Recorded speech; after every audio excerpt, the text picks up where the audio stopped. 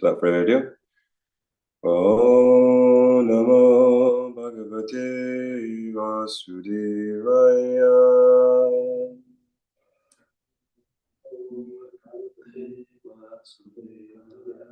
Om Namo Bhagavate Vasudevaya.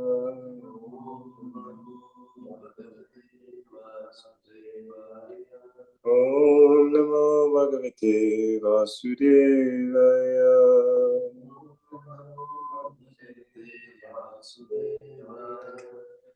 And the next two we can recite together if you like. Narayanam namaskritya naram chaiva narottamam devam sarasvatim vyasam tato jayamudire dastaprayo subhadrishu nityam bhagavata sevaya bhagavate uttama shloke bhakti bhagavati naishtiki.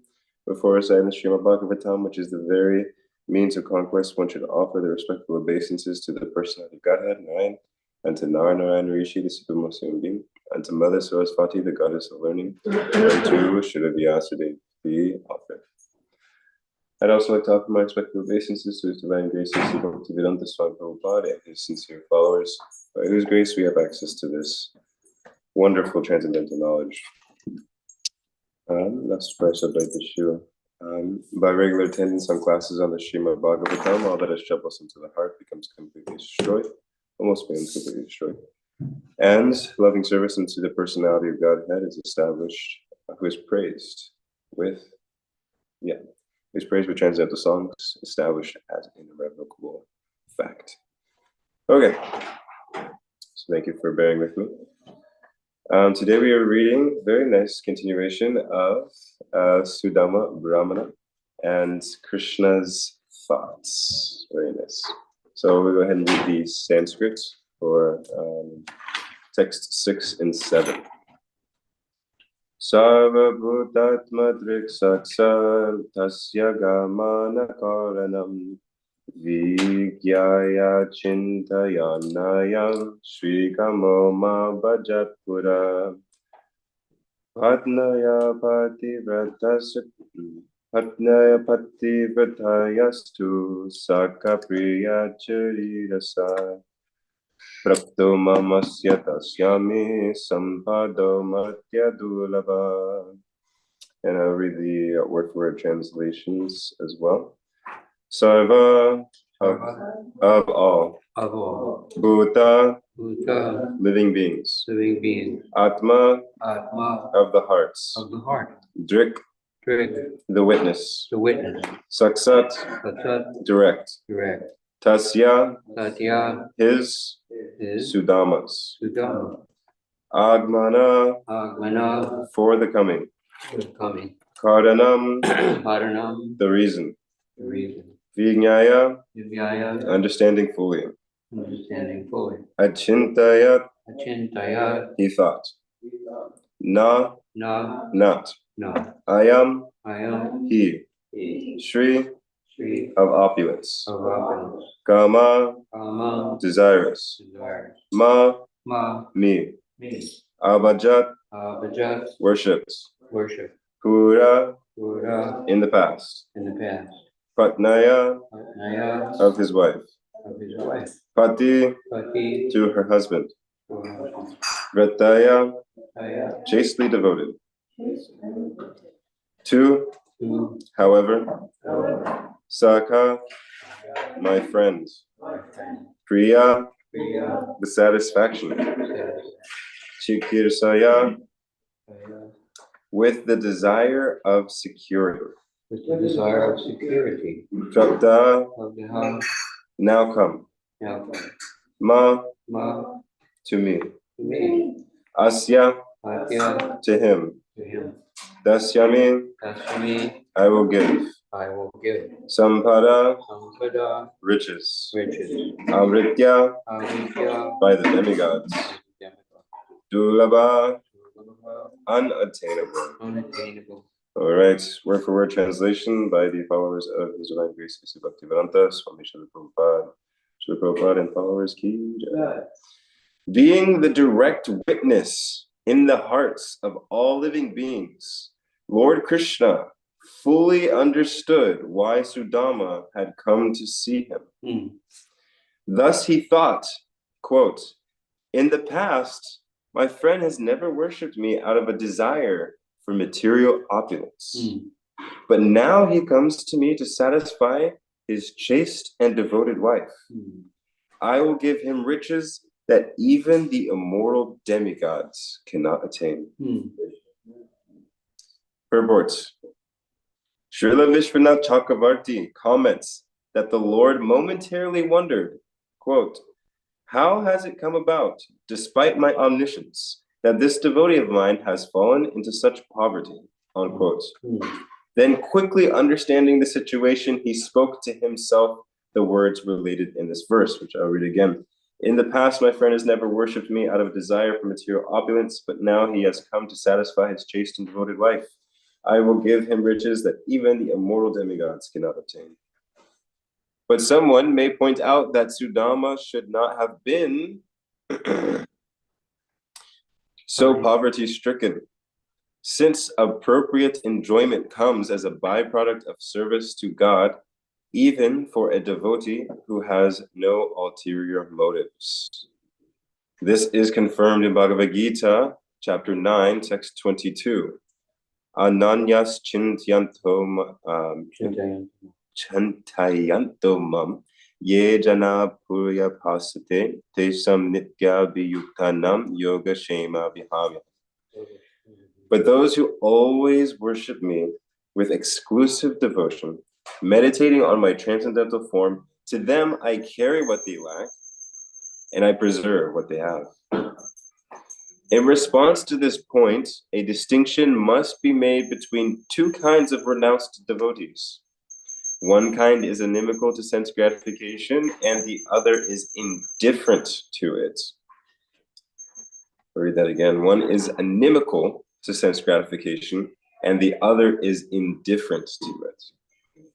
The Supreme Lord does not force sense gratification upon the devotee who is extremely averse to worldly enjoyments. This is seen amongst such great renouncers as Jada Bharat.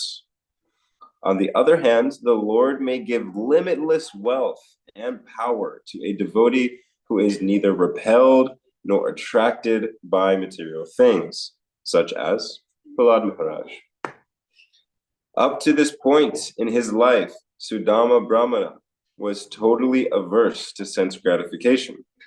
But now, out of compassion for his faithful wife, and also because he hankered to have Krishna's audience, he went to beg from the Lord.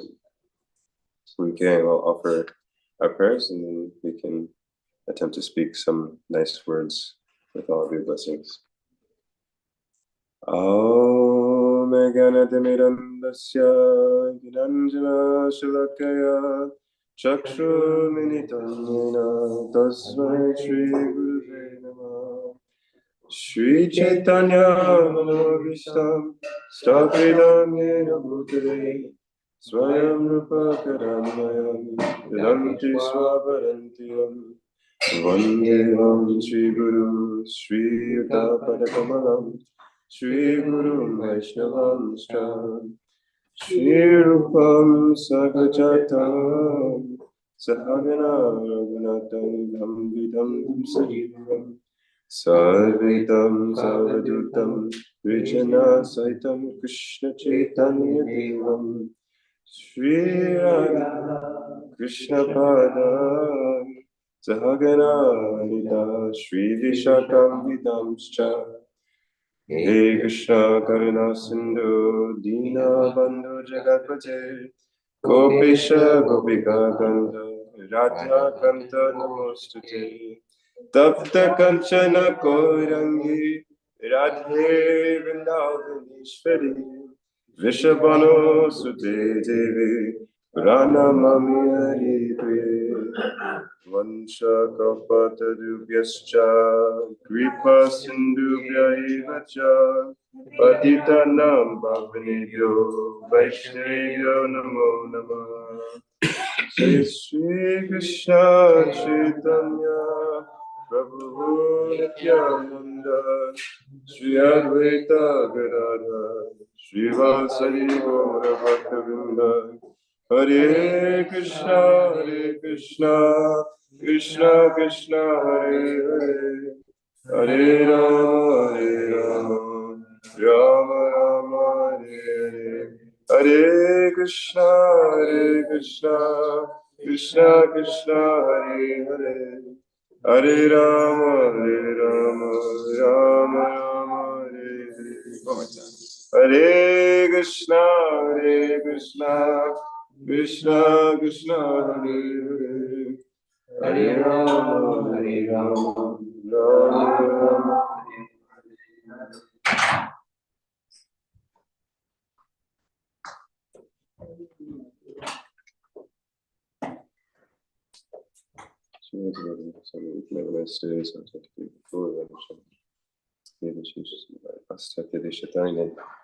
All right, Hare Krishna. Good morning again. So we'll read the translation for this wonderful verse. Being the direct witness in the hearts of all living beings, Lord Krishna fully understood why Sudama had come to see him. Thus he thought, in the past, my friend has never worshipped me out of a desire for material opulence. But now he comes to me to satisfy his chaste and devoted life. I will give him riches that even the immortal demigods cannot obtain. Okay. So, to start, I'd like to kind of do a little bit of the setting of the scene and to echo something that Jagannath Priya Prabhu revealed to us about a little bit of the backstory for this wonderful pastime. So just catching back up, Sudama Brahmana was an old friend of Krishna. They went to the same Gurukul. And now they have, since graduating school, you can say, Krishna went on to be a wonderful ruler and king of Dwarka with great opulence, wonderful divine city on the ocean, right on the shore, with wonderful palaces, opulence. Even one palace is a greater opulence than even Indra's abode, top in the most planet, topmost wealthy planet in this entire universe. And Krishna had 16,108 of these palaces just for his queens alone.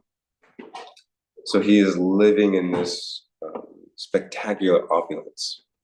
Whereas we see on the other side, Sudama living extremely on the other extreme, actually, of living without any opulence. Instead, he's living in a hut. He's just living with his good wife, and they're so extremely renounced that they're actually on the verge of starvation. So that they're only eating by a little bit of begged food. And so in this condition, it's amazing because this pastime can usually be misunderstood from a material kind of lens. Sometimes we think about how in the business world there's a term ROI, return on investment. And so, I invest a little bit and I get back a lot. So from that material lens, they can see, Sudama offered Krishna some cheap chipped rice and got so much opulence in return. But actually what's going on is something much deeper. It's the ras. There's a rasa tattva, a truth about the relationship going on. So Sudama was completely satisfied because internally he is very extremely opulent, because he is completely meditating on his relationship with the Supreme Lord. And that gives the greatest satisfaction in the hearts. As Krishna instructs to do in Bhagavad Gita, Man mana bhava ma bhakto, always think of me, worship me, become my devotee, offer some homage unto me. And in doing that, that brings forth the greatest satisfaction of the soul. So because Sudama is a pure devotee, and he is completely engaged in this, he was satisfied. But when a devotee is also satisfied in the heart, they have the quality of great compassion for others. And so he's seeing his wife and his wife seeing him, that compassion came forth. So it wasn't for myself that I want something. No, it was Sudama's wife who was thinking, I would like to serve Krishna's devotee nicer. And I see that he's in this condition. So out of compassion, I will request, and this is the beautiful psychology of love, Out of compassion, I will ask him to do something for me. But that's just the guise. What I really want is to serve him better. And I can serve him better if I request him to do something for me. So it's a little bit reverse, instead of asking him for my sake, I'm asking him for his sake. So in this case, Sudama's wife is asking, please go and see this Krishna. We have nothing in the house and we're on the verge of starvation. Please go see your friend Krishna. I mean, if you think about it, Sudama is a Brahmin. He could ask any king for any opulence. But she said specifically, see your friend Krishna. Because I know that you love him. I know that this is your object of meditation. This is a great excuse for you to go and fulfill your desire to see Krishna. As the purport mentioned here, that he went to, out of compassion for his faithful wife, and also because he hankered to see Krishna's audience, to have Krishna's audience. And so there's this beautiful thing there. Sudama's wife could have said, go to any of these kings, you're a Brahmana, just beg for charity, and they're obliged, they'll give. But no, he knows you want to see your friend Krishna. So please go see your friend Krishna, and you need a reason to go see him, or on the guise of begging for something, go to see your friend. And so like this, that relationship is sparked. And we are coming up to now, where Sudama has traveled, has arrived in the opulent city of Dwarka, and he has met his friend Krishna.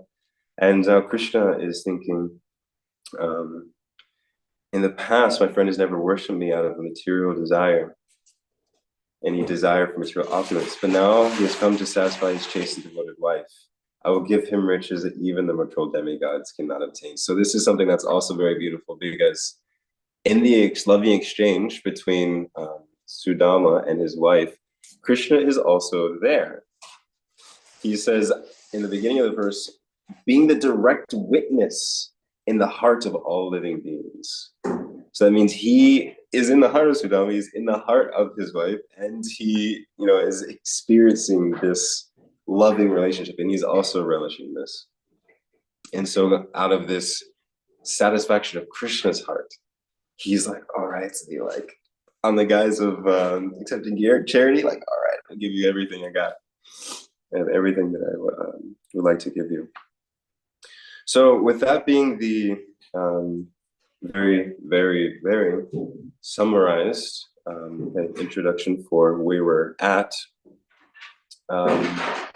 we go into a little bit about this purport, which brings up this great question. Krishna thinks, how has it come about, despite my omniscience, that this devotee of mine has fallen into such poverty? And so that brings up a little bit of the question for today. If we're suffering, one might ask, why is it that Krishna doesn't help? Because we got Krishna caught red-handed here. He's saying, I am the witness in all of their hearts from time immemorial. So Krishna knew that Sudama was in this situation. So one might question, in this case and in our life, where is Krishna? Why hasn't he helped me? Why am I in this suffering condition? And why do I feel bereft of his guidance, his shelter, his care, his compassion, his love? Where is it? His affection. Prabhupada gives one nice analogy about the disease of cataracts. And cataracts is something where there's some kind of the disease that kind of covers the eyes. So it's some kind of film that kind of covers the lens of the eyes, and it causes blindness. And so I believe the analogy was compared to how sometimes we may be able to walk through this world, but we have a cataracts that prevents us from seeing the presence or the hand of God in our lives. But through the wisdom texts and by guidance of the devotees, we are able to surgically remove that. And once we remove that, we're able to not only see the Lord in everywhere, but there's a very nice verse talking about being able to see the love of the Lord for those whose eyes are decorated with the salve of love. They can only see that divine love of Krishna in the world and in their life. And so that brings us to one of the reasons why we may experience that or perceive that. Because in fact, Krishna is willing to give everything. He's willing to give all the opulence of the demigods. He's willing to give his own kingdom. I mean, talk about Dhruva Maharaj. He gave Dhruva his own spiritual planet. Krishna is willing to go so far as to sell himself to the love of his devotee. This is the character of Krishna. In this verse that's stated in the purport, Yoga Shemya Vyahamaham. But those who always worship me with exclusive devotion, meditating on my transcendental form, to them I carry what they lack and I preserve what they have. That principle is not a business deal. It's not, okay, you do this for me and I'll do this for you. You scratch my back, I'll scratch my back. It's not like this at all. Krishna is saying to those who accept my love, who accept my desire to help them, they receive it. Which really shows the insanely beautiful nature of Krishna. Because Krishna is Bhoktaram Yagatapasa Sarvaloka Maheshwaram. He owns everything. He's all powerful. Everything comes from him. And if he wanted to force someone to do something, he has that opulence. He's Ishvara. He has that power, that ability. And yet, Krishna is has such the quality of character that on the front of love, he allows for freedom of choice. There cannot be love without choice. So Krishna is saying, I am willing to give even myself. I am here to carry what they lack and to preserve what they have. But the reason why we feel sometimes that, and we may feel that we're not receiving that grace, as Giri Govardhan Prabhu just yesterday, he mentioned it so nicely, he restates in his classes, that the relationship with Krishna is blocked on our end. So it's not exactly, we could say, fair or very knowledgeable to lock ourselves inside, go into the basement, shut the door, shut the blinds, everything in dark, and go, where's the sunlight? I don't see any sunlight. It must not exist, you know? It's like, oh, it's right there. You know? You're blocking yourself out from it. You know? So, like this, Krishna is willing to give all grace. Now, it doesn't mean that we're not going to face turbulences in this world. What it means is that, like Prahlad Maharaj, like Namacharya Shahadas Thakur, and even like in the contemporary saints of today, and we can experience this practically, that when those difficulties come, they're an opportunities to come closer to Krishna. That we're not experiencing it alone, we're experiencing it with Krishna. And so those moments become that much relishable, which part of this pastime exemplifies when Krishna and Sudama were in the Gurukul, and they were getting the firewood for their spiritual master. They were caught in a storm. Now Krishna could just take away the storm, but the ras, the opportunity for the relationship to intensify, is worth all the difficulties. And this is why Prabhupada so nicely states again and again that the devotee does not care whether he is in the best of situations or the worst. the heavenly planets or the hellish planets. Why? Because no matter where the devotee goes, Sarvasya Chaham Harisani Viso, Krishna comes with you. There's this nice verse in the Christian text that goes something like, if I make my bed in the heavens, you are there. If I make my bed in the hellish worlds, you are there. Meaning to say that whatever circumstance we're in, Krishna is present. He's with us. He's that friend by our side. He's that coach in our corner. He's there. And he's ready and wanting to serve us. I mean, we never want to think that we're being served in that manner, but as a loving companion, he's present there to support us. And that first, having that awareness allows us to engage with that relationship, which is extremely blissful. So in this earlier pastime where Sudama and Krishna are trapped in the storm, that created a deep bond in that moment. And even in this pastime, when Sudama and Krishna meet again in Dwarka, they're reminiscing. Oh, do you remember those days where we were at the Gurukul and we were caught together in that storm? I mean, talk about rasa. Even when we do that with others in this world, when we reminisce on our earlier pastimes, there's a flavor. So that rasa means relationship or flavor, So it's like that feeling you get when you reminisce with a friend or you joke with a friend, or there's different relationships, the relationship you might have with a parent or whatever it may be. Similarly, in relationship Krishna, these relationships, these flavors, these mellows are present. But the thing that with Krishna is the unlimited Supreme Lord, source of bliss. So having that being able to reminisce like that with Krishna is unlimitedly more satisfying to the soul, to the heart, and to the soul. And Krishna is inviting us full on to have that kind of relationship with him. And so we don't have to see our suffering as, why is this happening? Where are you, Krishna?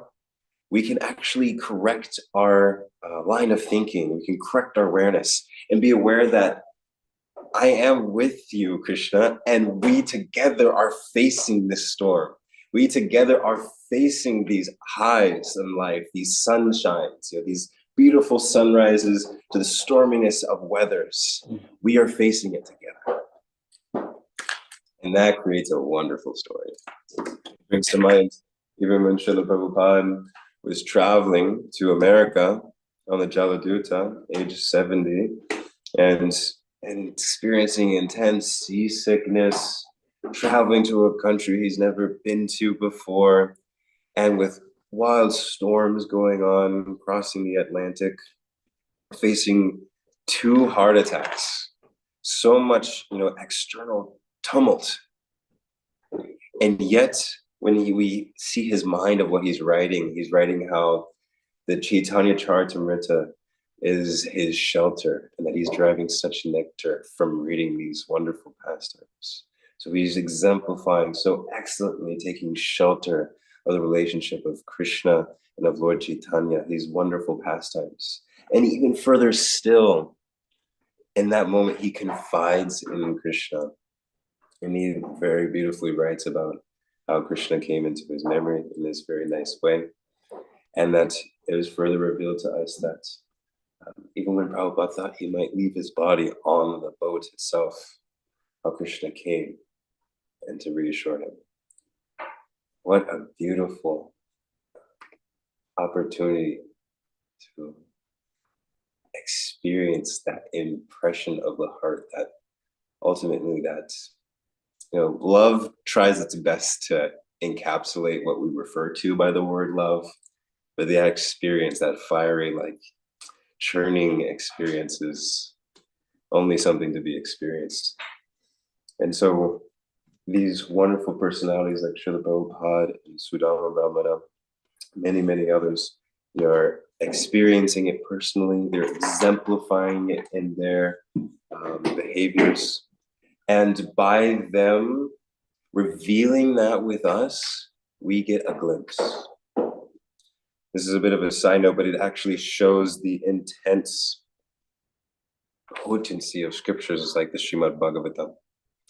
I was hearing one lecture by His Holiness Radha Swami, and he was reiterating so strongly that when we, with an open heart, hear these pastimes, it is factually non-different. And I had to hear this back a few times to really is he saying what I think he's saying?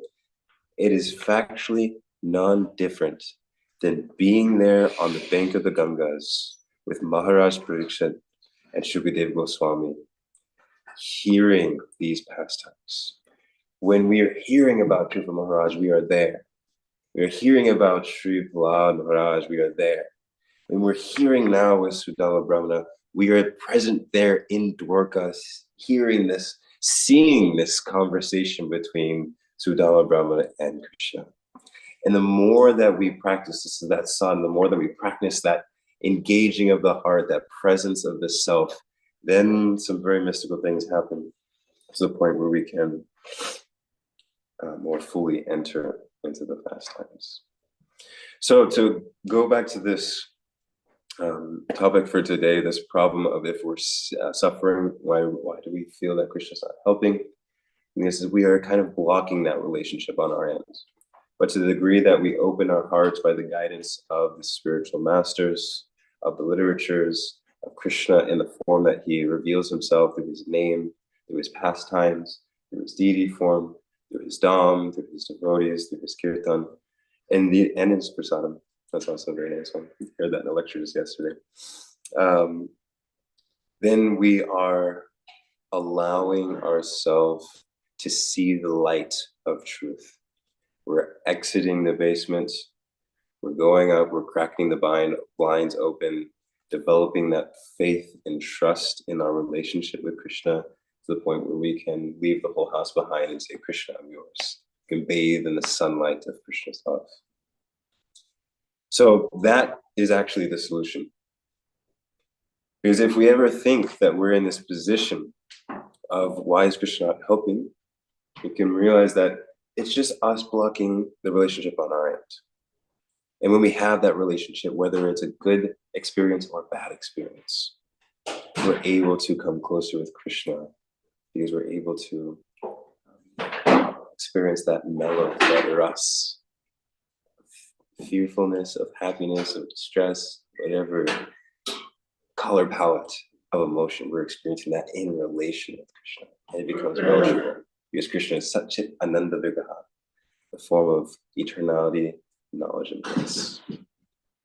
And so the solution, with stated words, is that we must engage in the relationship. Krishna's there. His arms are wide open. In fact, this just comes to mind as I say this. In Mayapur, there's the Panchatattva. And one of my teachers at the Mayapur Institute, he remarked, see Sri Chaitanya Mahaprabhu with arms open. And he's saying, everyone is, all of the Panchatattva, they're, bringing us closer to Sri Chaitanya. And Sri Chaitanya is his arms open. And you know why he's like this? Because he's throwing his arms open, ready to embrace us, saying, come, I am here. So this is Krishna.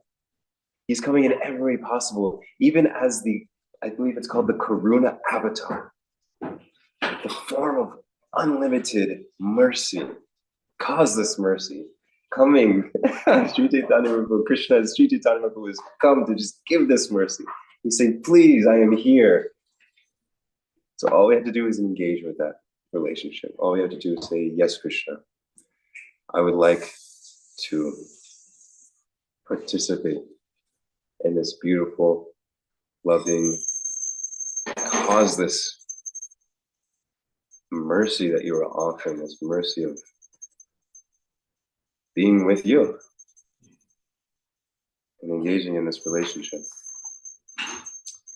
So I believe we hit 7:50 now, so I'll end with that. If we engage with that relationship, we will feel our heart become satisfied, and whatever circumstance of life, we will be blissful. And whether we are lacking materially or in excess materially, which we see with Sudama, in being in poverty, he's satisfied. And in being in extreme wealth, he's satisfied, not because of the externals, but because his relationship with Krishna is solid. And if we do that, we will also experience that by following in the footsteps of Sudama Brahmana. Hari Om Tat Sat. Thank you for this opportunity to speak and attempt to glorify the Supreme Personality of Godhead, His associates, and our spiritual teachers. Please forgive me if I've spoken anything incorrectly or out of line with our Guru Parampara. Hare Krishna. I'll turn it back to you, Ananda Bihari Prabhu, for any questions. Thank you. Thank you, Manohara Prabhu. Wonderful, hopeful class. Thank you. I see Jay Prayaklar is praying to Krishna, probably. Please, Krishna, test me with wealth, please. I'll stand I'll stand the trial. Extreme wealth, Krishna, I'm ready. Please. Okay. Who wants to speak, dear devotees? Please reflect. Please.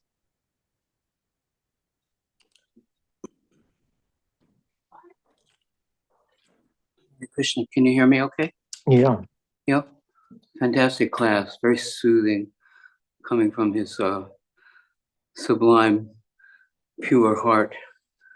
Thank you so much. The basic of this story is a loving reciprocation between Sudama and Krishna and the bond of affection. Related to the topic of getting a lot of wealth, in many places, Srila Prabhupada belittles the ridiculousness of accumulating more than we need. There's a verse in the Bhagavatam that anyone who has more than he needs is always in anxiety. You know that, Rajatasa? Anyone who has more than he needs is always in anxiety.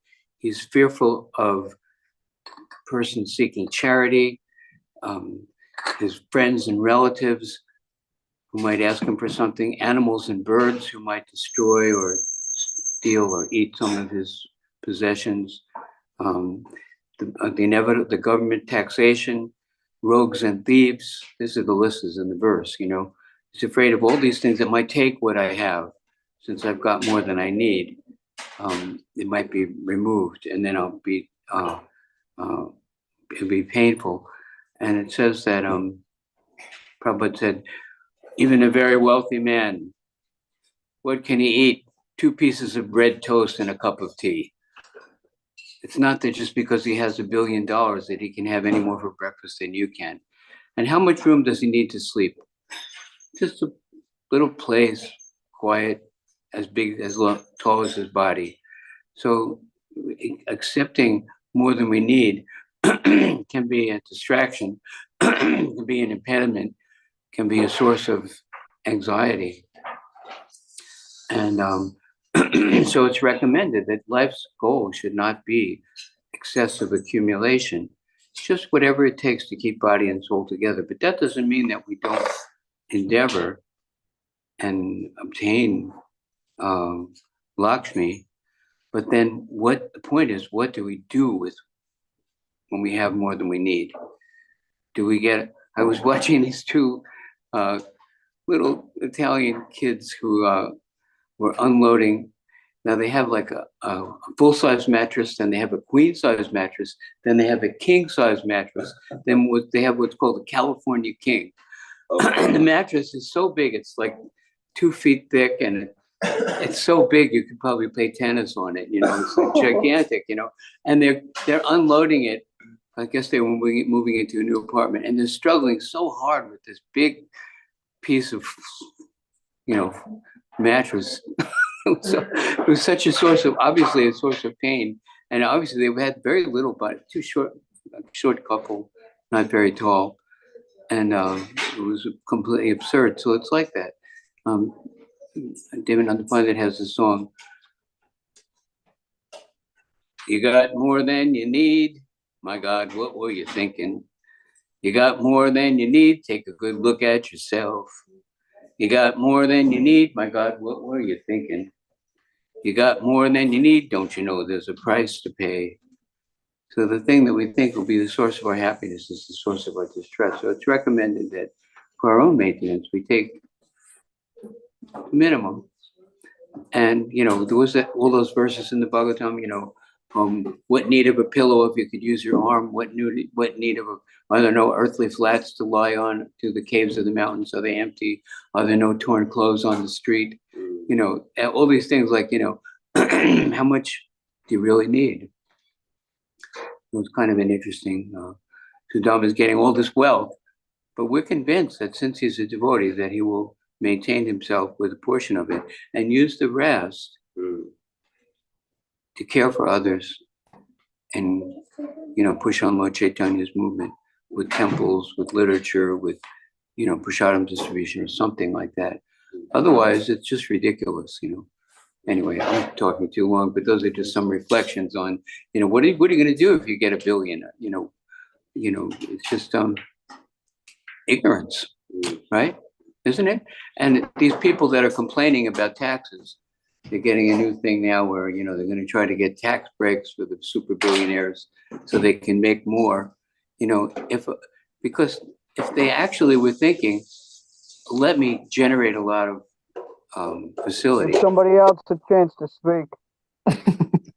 Okay, I'm going to. That means Bhima. That means Bhima. If you didn't understand. Damn straight it means me. Go on. I just want to tell you that having money. Go ahead. Having money gives you power.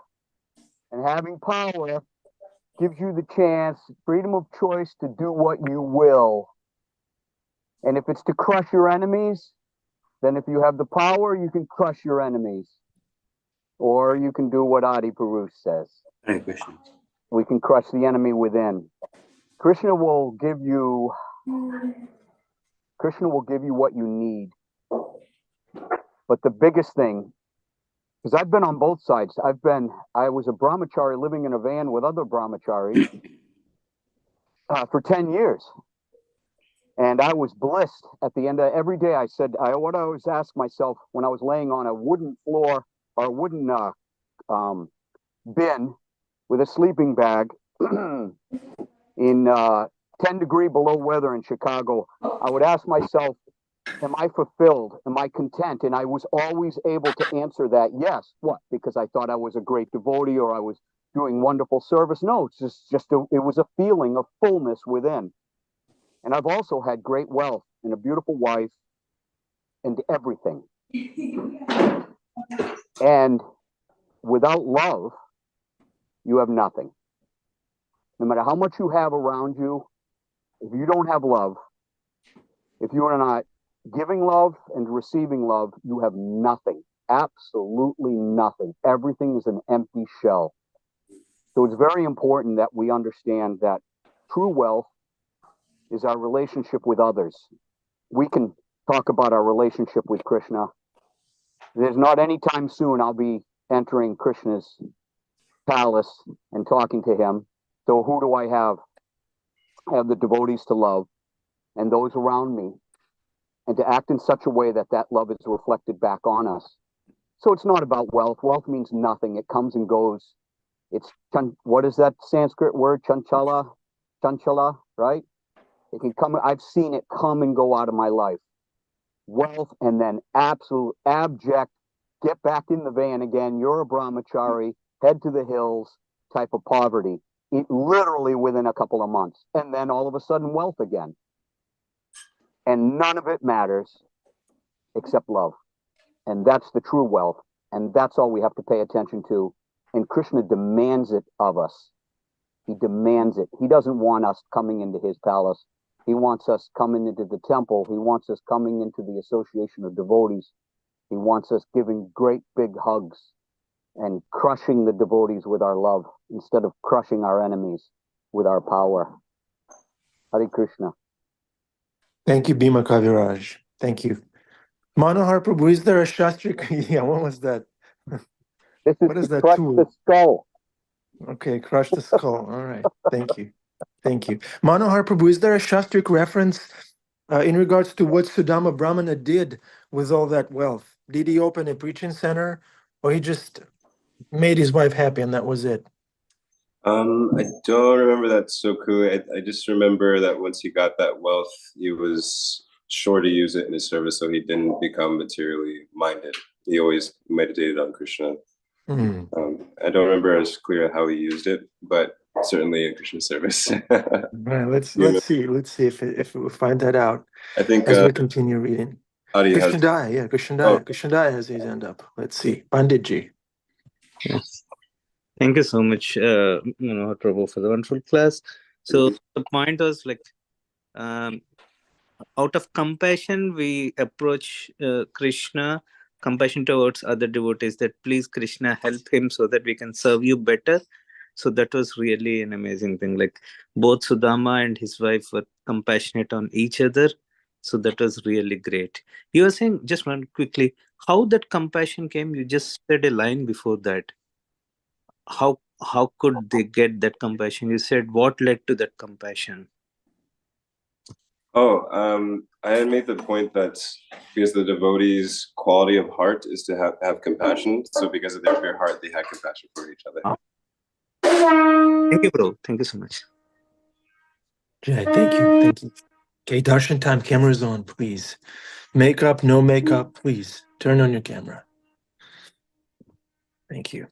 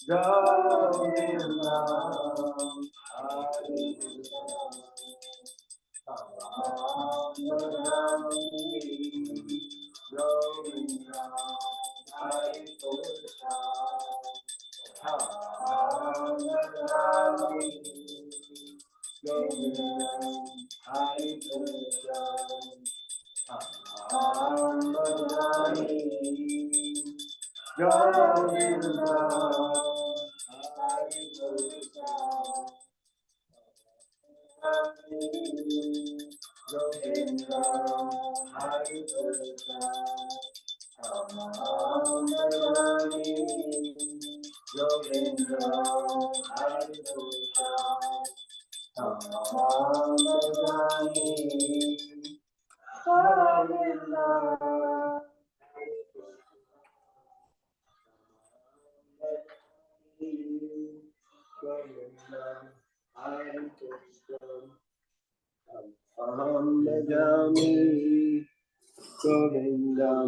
Hari Purusham Tamaham Bhajami.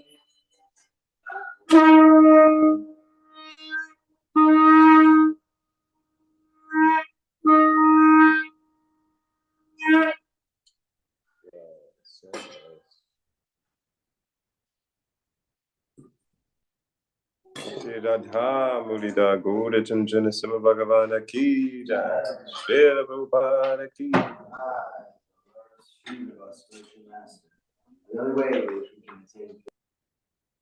Jai Hare Krishna. Welcome to the Afterglow. I have a question. It's kind of easy to explain how wealth doesn't matter when you're not struggling financially. Then you can say, oh, all this wealth, it doesn't matter.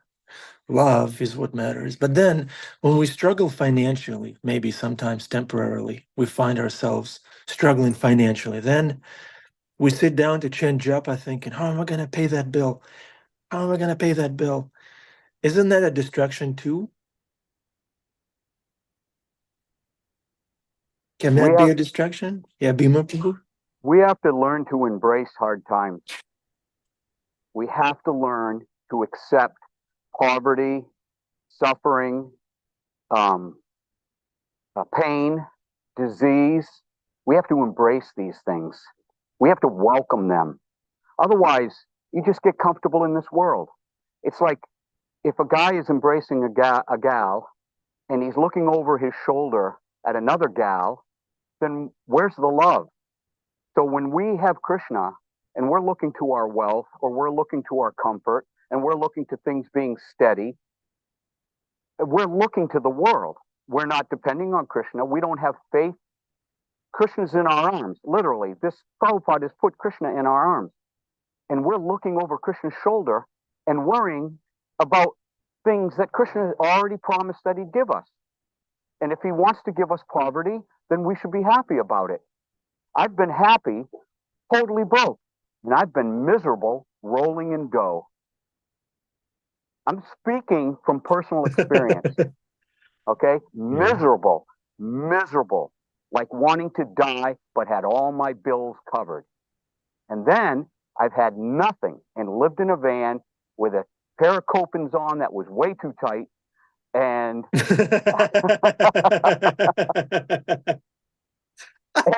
and felt great, like the world was mine. So the thing is that we really have to have a change of consciousness, and that is all we need to worry about is who's in our arms, and that's Krishna. Nothing else should trouble us. And then when bad times come, say, bring it on, Krishna, because he's just deepening us. These hard times are for deepening us. If we become distracted, that's because we're looking over Krishna's shoulder. That's because we're not looking to Krishna and saying, okay, Krishna, I remember one time, I'll make this quick. I was in the ring once and I had this a leaping right hook that was very quick. I could steal the march. I could cover a foot and a half and be able to, connect right on the button when I was fighting. And then one guy figured it out after a couple of rounds of sparring, and he threw a straight right down the middle. So my hook was taking longer than his straight right, and he knocked me unconscious. One hit. And what happened from that, you'd think I would get mad. I would like, oh my God. No, what I learned was never to do that again. Never to leap forward without having my guard up. And second of all, never to leap forward without knowing whether the guy can throw a straight right or not. So I learned a huge lesson that I wouldn't have understood unless I got knocked on my, ass. Okay, so we're going to get knocked on our ass in this life. Look what happened to Prabhupada on his way over. Was Prabhupada distracted by 2 strokes? Or was he realizing that Krishna was saying, this is for your glory? Think about the fact that we're going to be talking about Prabhupada having 2 strokes on the Jaladuta for hundreds of years to come. So we have to bear that cross, because in the end, we have to carry that cross, because in the end, you get nailed on it. Hare Krishna. Hare Krishna. Thank you, Bhima Prabhu. Yeah, we shouldn't be wishy-washy. We're here to fight for Krishna. We have our armor, and we should defend, protect yourself at all times. But there should be adventure in fighting. Yeah, we can't get comfortable. Otherwise, where is surrender? Where is excitement? If Where's the learning? Where's the learning? If it doesn't hurt, you're not learning. Right. Right. Thank you, Bhima Prabhu. All right. Any other reflections, please? Adipusha Prabhu is smiling. That means he wants to glorify Krishna. Am I reading your mind right? Well, we always want to glorify Krishna, I hope. We ask, praying to Prabhupada what to say. And of course, Shastra is very there, simple. It says that unceasing, unmotivated devotional service to Krishna is the only thing that will satisfy the self. Hold on, let's see. Let's have a little quiz. Who knows the Sanskrit of that verse that Adi Prabhu just said? Who knows the Sanskrit? Ahaitukiya pratiyata. I know you know. Come on. Okay, well, I'm sorry. Okay, you gave it out. It's okay. So Jeffrey Eckler Prabhu, that's your homework. Learn that verse. Ahoitukiya pratiyata yayatma suprasidati. Complete satisfaction of the self. Only by unceasingly and without any motivation serving Krishna. Ahoitukiya pratiyata. There's devotee Ahoituki Prema. He's a bouncer. His service is to deal with obnoxious characters who are trying to distract Ram Roy Prabhu's Harinam. Oh. So Ahoituki Prema, the bouncer, official bouncer of the Harinam. He looks ferocious. He's allowed to curse. He does his service well. Yeah, you should see him in action. Ahoituki Prabhu. Ahoituki Prabhu, if you listen and if you're watching, we love you. Thank you for your service. Unceasing, unmotivated service. Okay, Adipusha Prabhu, please continue. Yeah, so that's what Bim was speaking about, love and how, how learning, and but all that comes if we fully engage in devotional service. We don't have to water the leaves of the tree. If we water the root of the tree, everything else is taken care of. Right? Seek first the kingdom of God, all else will follow. All else. What it says at the beginning of creation, the Lord of all creatures sent forth generation of men and demigods along the sacrifices for Vishnu. Be thou satisfied by the sacrifice, it will bestow upon you all desirable things. So we just go to that. How can I serve you, Krishna? And don't worry about anything else, right? Yeah. Well, it will be there. It's included in devotion. Yeah, when you join the army, they give you a boot, right? Yeah. What did you join that they gave you an apron? I love that picture in the Bhagavad Gita where the married couple is out in front of their house and they're doing Harinam and they're chanting, and then up in the clouds the demigods are throwing down gold and vegetables and cows and everything. That the yagya, the Sankirtan yagya, is something as an offering to Krishna, and everything will come from it. Yeah. Yeah, I know that picture you're talking about. That looks like Jehovah's Witnesses kind of imagery, in the perfect family. They took it out of the later version of the Bhagavad Gita, but I thought it was a pretty good picture. Prabhupada liked it. Yeah, I know what you're talking about. Cool. Okay. All right, Saturday. Wonderful day today, a little chilly, but Krishna is in our heart, keeping us warm. The association of the devotees is keeping us warm. Would anyone like to finish it off? Concluding remarks, please. And then we'll bring Isaiah on. No concluding remarks? I love to hear Nandini speaking the other day, right? Anandi. Anandi, Yeah. Anandi. You know, Anandi, why don't you sum it up, please? What's your takeaway? The punchline, Anandi.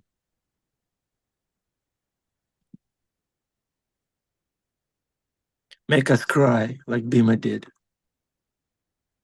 Let's see if you can top Bhima Kaviraj. Anandi, you're muted.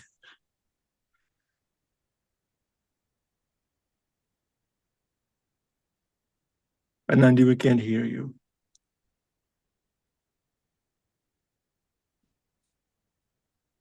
Anandi is my Anandi sister. Okay, Anandi. Are you typing it in the chat? Anandi. Okay. All right, Isaiah, Annabelle, can you show us your fortress? Who built it? That is so cool. Isaiah, tell us, please. Unmute. Krishna. Okay, nice fortress. Nice. Krishna. Okay, thank you. Bye Thank bye. you.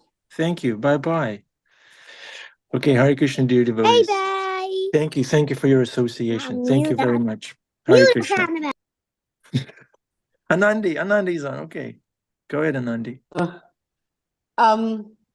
It's just a very simple thing. While you guys were speaking today and Manohara Prabhu, I was remembering the time that I spent at the ashram with my guru in India, and I'm tearing up because the essence of all happiness is serving the guru.